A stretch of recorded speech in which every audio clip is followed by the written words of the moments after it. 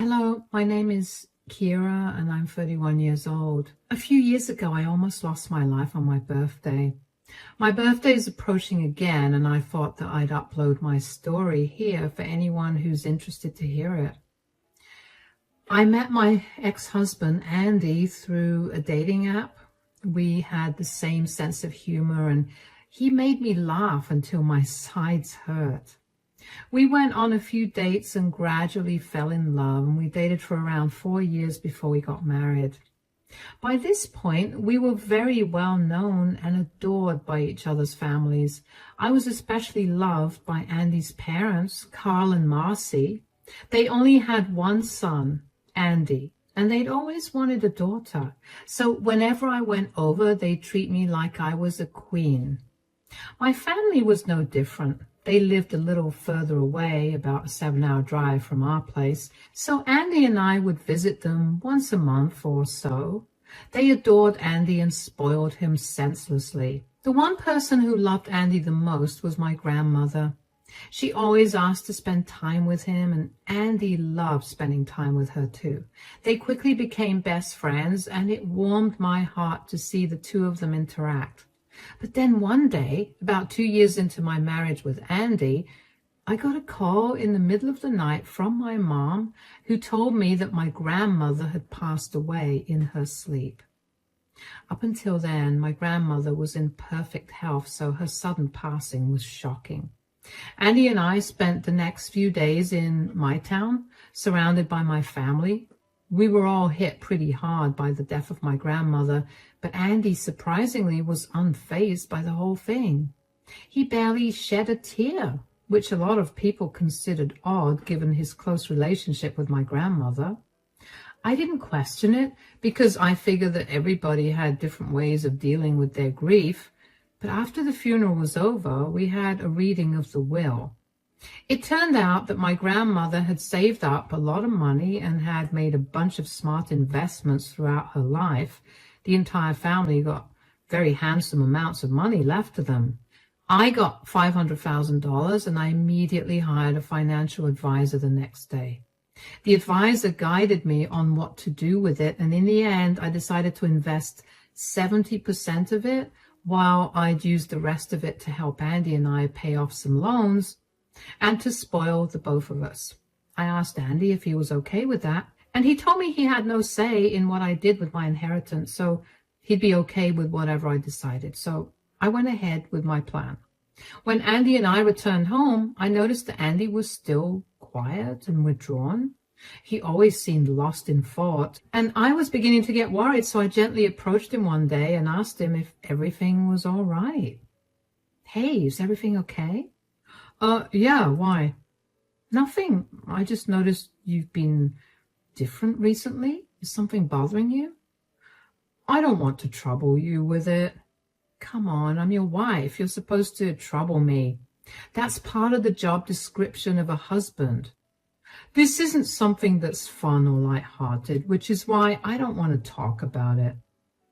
Just talk to me about it, and if I don't like it, I'll ask you to stop, okay?"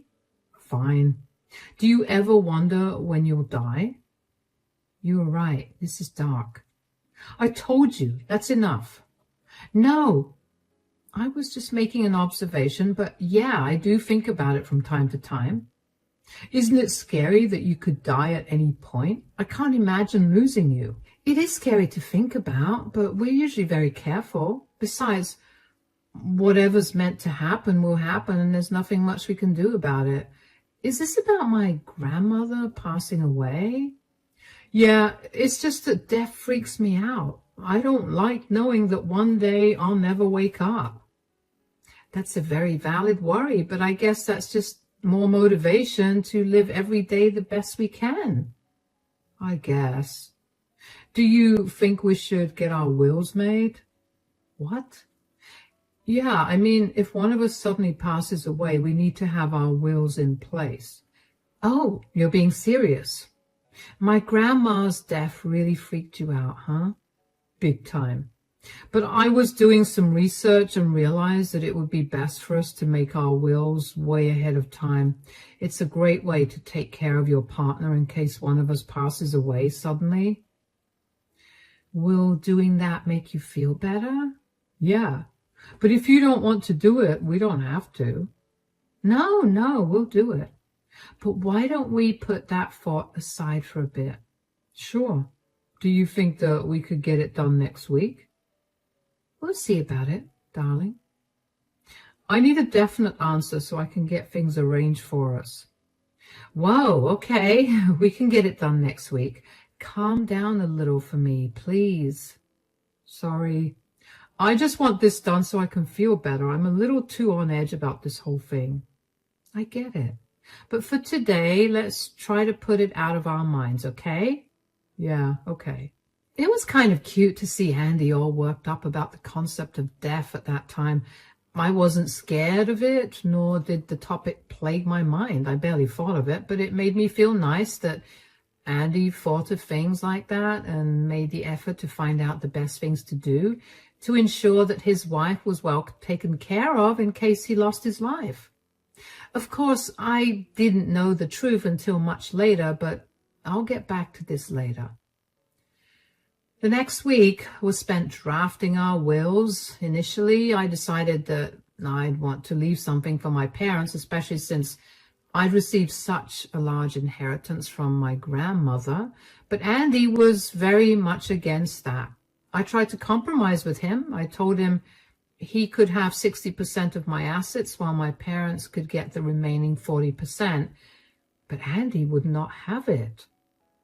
I tried to fight him on it, but Andy refused to budge. He kept insisting that I leave everything to him. I felt very uneasy about the whole thing. I don't know how exactly to explain how I felt, but I felt like there was something very wrong. Andy had a crazed look in his eyes when he insisted that I leave everything I owned to him. I ended up doing what he wanted anyway because I figured that he was acting that way only because he was still freaked out about death.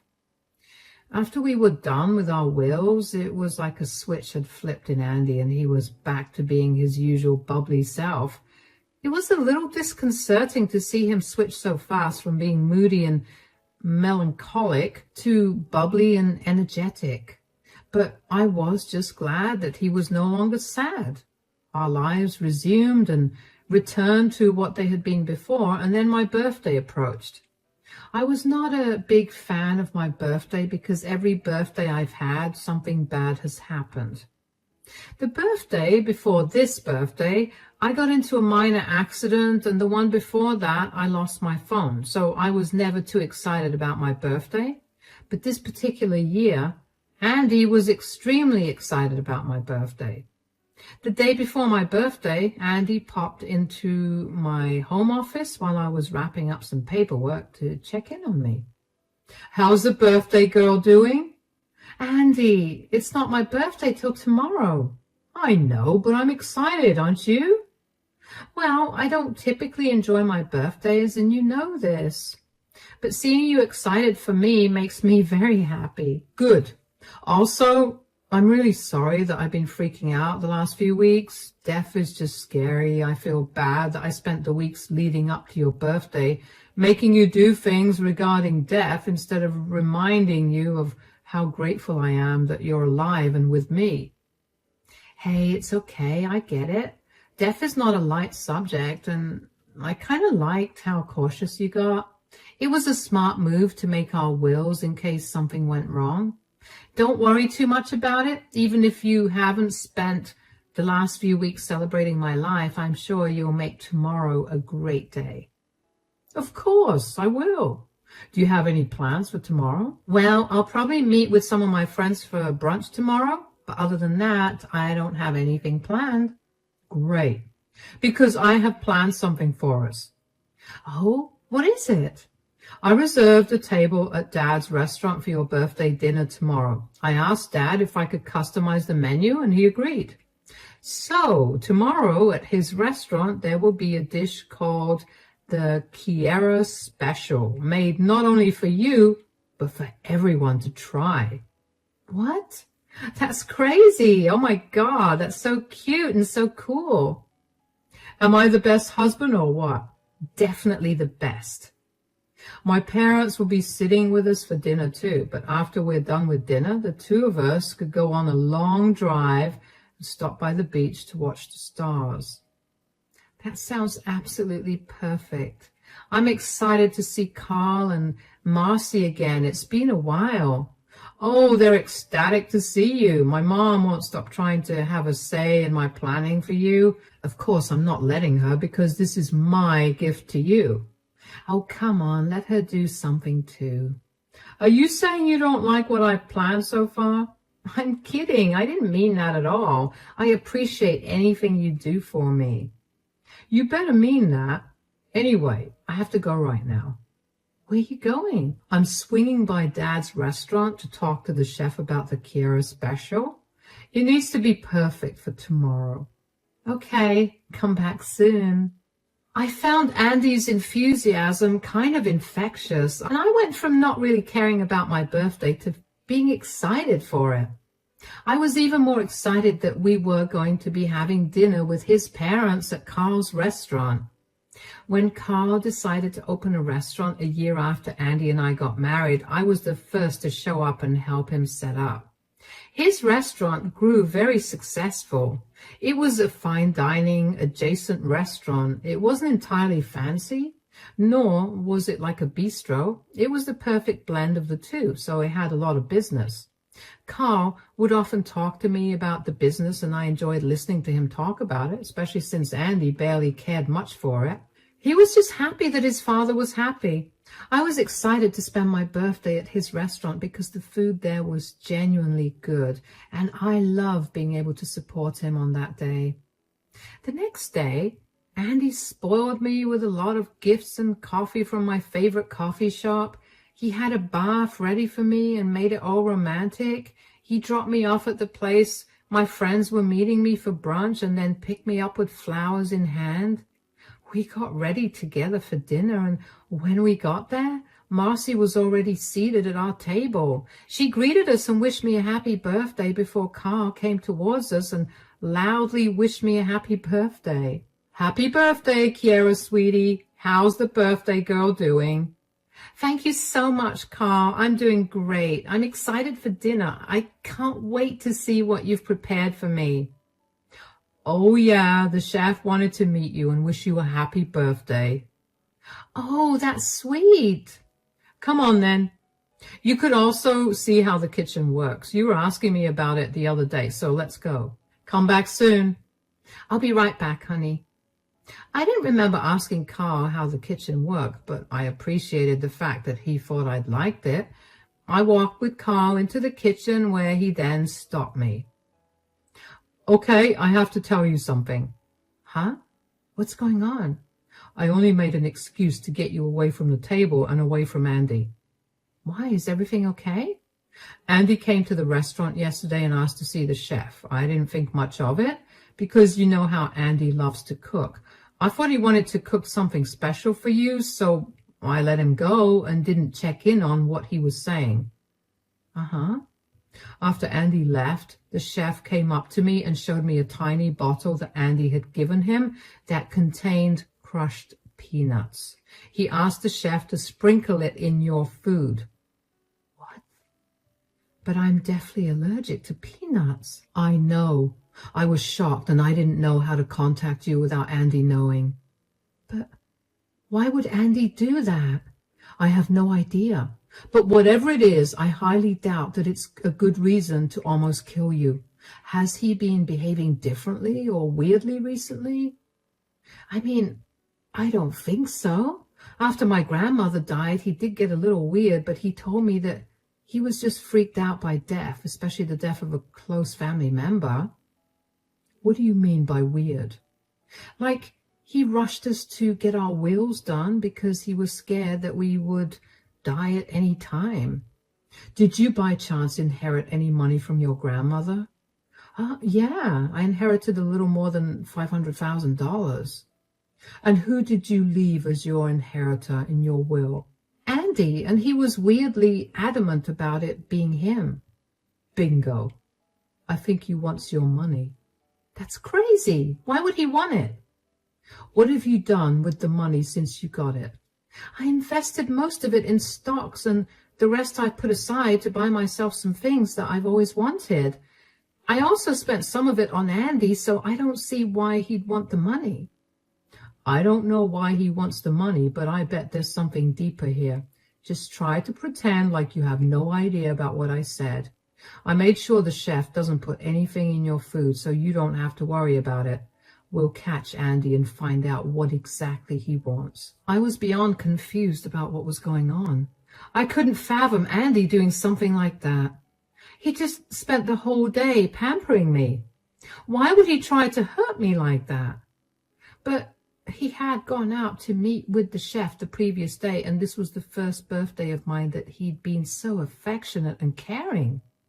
I also didn't see any reason for Carl to lie to me or make up something so crazy. When our food came out, I tried to take a picture of the food to post on my social media, but Andy kept insisting that I take a bite of the food. I tried to laugh it off and told him that I wanted to take a pretty picture so that I could promote Carl's restaurant too. But Andy got weirdly aggressive about me not eating. I looked at Carl and he looked just as concerned as I was, so I decided to follow along with Carl's plan. I took a bite of the food, which, by the way, was delicious, but after a few seconds I pretended to have an allergic reaction. I started coughing and looking panicked. Andy looked almost manic, but Marcy was the first to be concerned for me. "Sweetie, what's wrong? Are you okay?" I don't know what's happening. My throat feels like it's closing up. "What?" "Andy, could you take my EpiPen out of my bag?" "Sure, it's not here." "What? It's not here? Oh my God." "What's going on?" "I think there were peanuts in the food." "What?" "Impossible. I specifically made sure that none of your food had peanuts in it." "Who cares? Right now, Kiara needs her EpiPen, and then she needs to go to the hospital. Call 911. I'll go back home to get the EpiPen." "Forget 911. I'll rush her to the hospital. The ambulance will take some time to come anyway. Come on, Kiara, let's go." Andy had left, and Carl and I got in Carl's car. We drove around the block and waited until we were sure that Andy had left. I couldn't understand why Andy thought that finding my EpiPen was more important than accompanying me to the hospital, but I tried to justify it with him being too panicked to think straight. Carl and I returned to the restaurant in time to see Marcy angrily marching towards the kitchen to yell at the chef. We stopped her in time, and she was shocked to see us there. "Carl, what are you doing here? Is Kiara okay? Why aren't you at the hospital?" "Kiara's fine." "I'm here. I didn't actually have an allergic reaction to anything." "What? Why would you fake an anaphylactic allergic reaction? That's messed up, Kiara." "Calm down, darling. We needed to test something out." "You were in on her little act?" "I told her to do that. Yesterday, Andy handed the chef a vial of crushed peanuts to put in Kiara's food." "What? Why would he do that?" "That's what we wanted to test. His reaction seemed normal so far, so I wonder what he could have possibly wanted. Kiara and I thought that he was probably after her inheritance." "That's crazy. Why would Andy need Kiara's inheritance? And even if he did, couldn't he have just asked her?" "Yeah, that's what I was thinking too, because if he'd asked me, I would have readily given it to him. But he had been acting weirdly since my grandmother passed away, and that's why it's the only thing Carl and I could think of." "So what do you think he's going to do now?" "I have no idea, but I made sure to change all my bank account passwords so that he has no way to get into them." "That's great. Will you get a notification if he tries to log into your account?" "Yeah, I will. Oh, would you look at that? I got a message from my bank saying that I have only one more attempt to log into my account before they freeze it for a day." "Oh my God. What do we do? Andy literally tried to kill you, Kiara." "Let's call the police and go over to Andy and Kiara's home. We'll get our answers out of him before the police arrive. Come on, we don't have time to wait." We grabbed all of our stuff while Carl called 911 to inform them about our situation. The 911 operator asked us a lot of questions to make sure that Andy was not armed or able to hurt us in any other way. When Carl told her that Andy was not armed, the operator told us to keep Andy occupied at his current location until the police arrived. We got back home as quickly as we could. My heart was pounding. I couldn't believe that Carl's and my hunch were right. Why in the world would Andy need my money? And why did he have to plan this out so much? And more importantly, did he have to hurt me to get the money? My emotions kept swinging from confused to angry to scared. Marcy and Carl looked just as afraid and confused as I was. Marcy held my hand the entire drive home. I knew exactly what she was feeling, but I couldn't comfort her in any way because I was just as confused as her.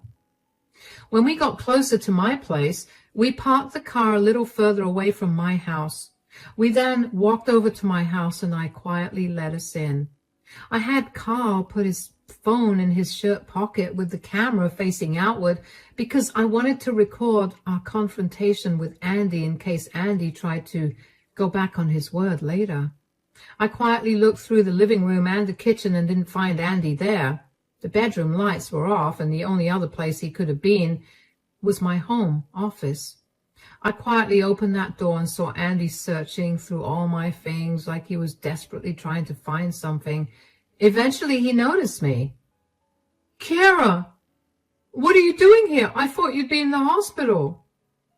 "That's what you wanted, isn't it?" "Dad, Mom, what's going on?" I think the more important question is, why were you trying to access my bank accounts? "What? I wasn't doing any of that. I was only searching for your EpiPen." "Save it, Andy. I can see which device tried to access my account and it shows yours. Why did you try to kill me to get into it?" "What are you talking about?" "Stop playing around, Andy. My chef told me about your plan to induce an allergic reaction out of Kiera on her birthday. He showed me the vial you slipped him and handed me the cash that you paid him to do it." "Why did you do it, son? Why do you need Kiera's money so bad?" "Oh, God, fine, I did it. I tried to hurt Kiera for her money. I'm in a really tough spot and I needed the money." "Tough spot? What kind of tough spot do you have to be in for you to have to kill me?" "I borrowed money from some dangerous loan sharks and I needed money to pay them back. I couldn't tell you because you'd be upset with me and you wouldn't give me the money." "You borrowed money? But why? You make more than enough money, and if you needed any extra money, you could have asked me. You didn't have to try to kill me." "I've been gambling. I accumulated quite a large debt because of it. I was too ashamed to tell you, so I went to these loan sharks that hang around the casino and I borrowed money. Now they're after me to return the money, but I don't have any. So let me get this straight. You're in some horrible debt and have people after you for money. And instead of talking to Kiera like a normal person, you chose to poison her food with the one thing you knew would be deadly to her. I know I messed up. I'm sorry, but I was only doing what I had to." "Sorry is not going to cover anything. You don't even sound sorry. Do you know what your little stunt would have done to my business if you'd succeeded? I would be facing charges of negligence, so along with possibly killing your wife, you would have ruined your mother and my lives. All because you refused to communicate. You're a disgrace, Andy. I don't know where we went wrong with raising you, but I'm beyond ashamed to call you our son. Look, fine, I didn't entirely think the whole thing through. I'm sorry. Please, just don't let news of this get out. I'm already struggling and I cannot handle anything more." "You do realize that what you did was attempted murder, right? You're going to jail." "No, please, I'm sorry. I'll spend the rest of my life making up for it. I can't go to jail." "There's nothing you could do that would make up for putting my life in danger." "If you want, I'll leave you alone. Please, just let it go. Wait, what are those sirens? Did you already call the cops on me? You made me feel beyond unsafe today. You tried to kill me. What did you expect? That I just come home without any protection? How could you? No, Andy. How could you? I've never done anything to make you feel like you can't come up to me with your problems. There was no reason to put my life at risk. We could have talked through your problem instead of this. You were so worried about the loan sharks getting to you. Well, don't worry. In prison, they probably won't bother you. The police knocked on the door right after I was done making my point, and Marcy let them in. We showed them the recording of the conversation, and they arrested Andy immediately. Andy tried to fight them, but was sustained by one of the police officers. They took him to the police station where we had to go and file an official report against him. The police officer recommended that I lawyer up because Andy was going to have to get tried in court for attempted murder. After all my work at the police station was done, Marcy and Carl bid me goodbye. When I got back home, I broke down crying. I couldn't believe what my marriage or my life had come to. That was definitely one of the worst birthdays I'd had. Why had Andy hidden something like that from me? Had I ever given him a reason to not come and talk to me? I'd helped him with many debts and payments, so why wouldn't I have helped him with his huge debt either? I would have been mad, but I still loved him, so I would have helped him out. I couldn't believe that my life would have ended if it wasn't for the honest chef at Carl's restaurant. I was racked with so much anxiety about the thought of Andy having planned this out for so long. Did he even struggle with the thought of trying to hurt me, or was he happy about it? How had Andy planned my birthday so happily in front of me while knowing that he planned to end my life that very day? I couldn't believe that I'd married a psychopath. Over the next few months, I kept having to attend hearings in court for Andy's attempted murder charge. Andy's lawyers tried to say that Andy never tried to kill me. He just planned to hurt me a little. They knew they couldn't take away the charge against him, but they could reduce it. But I had enough evidence to show that Andy had been meticulous about the consumption and use of peanuts in our house. He knew that even the smallest amount would have been fatal to me. The chef from Carl's restaurant also testified against Andy and confirmed that Andy was adamant about the chef sprinkling the peanut powder all over my food. After a lot of cross-questioning, Andy finally confessed to his attempted murder of me, and he was sentenced to 30 years in prison. I was relieved to know that Andy was going to suffer for what he tried to do to me. He could not hurt me again.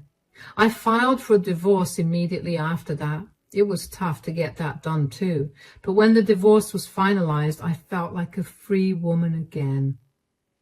The last thing I did was edit my will.